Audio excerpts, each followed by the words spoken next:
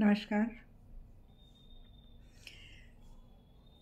कभी कभी मन में आता है या कुछ लोग कहते भी हैं कि वो अमुक आदमी अच्छा नहीं है, फिर भी उसके साथ सब अच्छा हो रहा है, उसका काम सब अच्छा हो रहा है, उसके पास पैसा भी है, वो खुश है और इतना अत्याचार भी करता है। तो ये कभी कभी देखने में ये आता है, हमेशा नहीं लेकिन कभी कभी देखने में आता है।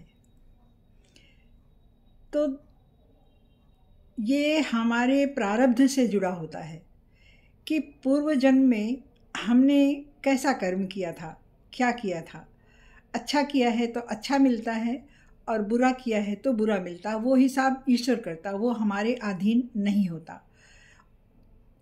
आपने कुरुक्षेत्र के मैदान में आपने पढ़ा होगा, कुरुक्षेत्र के मैदान में भीष्म पितामह जब शरशैया पर पड़े थे तो श्री कृष्ण उनसे मिलने आए। तो भीष्म पितामह ने कहा कि भगवान, मैंने जीवन में कभी कोई बुरा कर्म नहीं किया, फिर भी आज मेरी ये दशा क्यों है कि मैं बाणों की शैया पर लेटा हुआ हूँ। तब श्री कृष्ण ने बताया कि पूर्व जन्म में तुमने एक सांप को मारकर उसे झाड़ियों में फेंक दिया था, कटीली झाड़ियों में फेंक दिया था। ये वही प्रारब्ध है।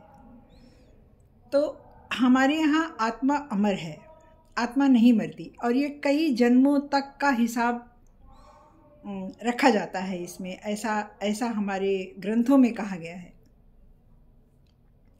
तो जो लोग आज आपको अच्छे दिख रहे हैं, सही दिख रहे हैं, खुश दिख रहे हैं, समृद्ध दिख रहे हैं, फिर भी वो गलत काम कर रहे हैं और खुश भी हैं, तो ऐसा नहीं है। आप जीवन का एनालाइज कीजिए। बहुत लोगों को आपने देखा होगा कि वो बहुत अभावग्रस्त थे, और लेकिन धीरे धीरे वो समृद्ध होते गए, शिक्षित होते गए, सब कुछ कर लिया उन्होंने। और आपने ऐसे लोगों को भी देखा होगा कि जो एकदम स्वस्थ थे, तंदुरुस्त थे, और घर गाड़ी सब कुछ था उनके पास, बहुत खुश दिखते थे।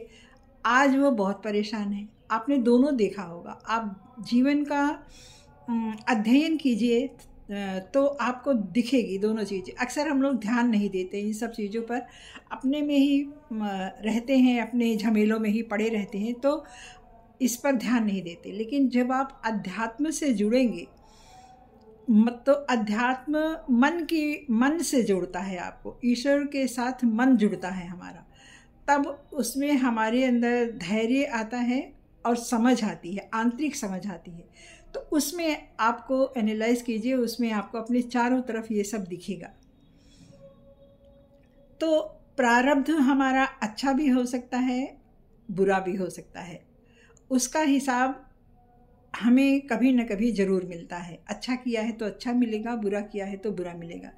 ईश्वर के विधान में ये सिस्टम नहीं है कि कोई बुरा करके अच्छा जीवन पा जाएगा, ऐसा विधान नहीं है। हमारे भौतिक जगत में भी ये नहीं है कि आप बुरा करोगे और अच्छा पाओगे। तो ये सोच हमारी जो है निकाल देनी चाहिए। हो सकता है जो आज हमें अच्छा दिख रहा है और अन्याय भी कर रहा है, तो वो उसका पिछला प्रारब्ध होगा, ऐसा सोचिए। हमारे ही साथ है, हम लोग ही हैं। कोई अगर हमें हर्ट करता है, अनावश्यक रूप से हर्ट करता है, तो इसे आप जवाब दे सकते हैं, माकूल तो दीजिए, नहीं तो आप शांत रहिए। वो आपके प्रारब्ध में जुड़ेगा, अच्छे प्रारब्ध में जुड़ेगा, और इसका फल कभी न कभी उसको अवश्य मिलेगा।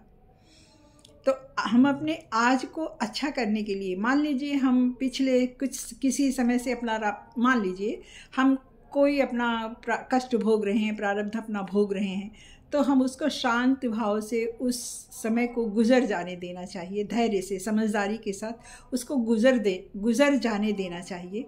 और आगे से हमें ध्यान रखना चाहिए कि हम कैसे रह रहे हैं, हम किस तरह से रह रहे हैं। हमें हमारे अंदर सत्य हो, प्रेम हो, अच्छी भावना हो, ईश्वर से जुड़े हुए हों हम, और किसी को पीड़ा न दे। ये हमारे अच्छे कर्म को बनाएगा और फिर हमारा जीवन सुखी होगा और समृद्ध भी होगा।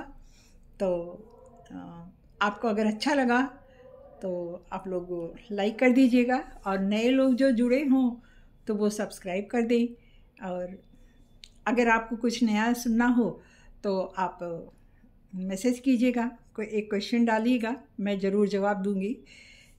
और तो खुश रहिए, स्वस्थ रहिए। धन्यवाद।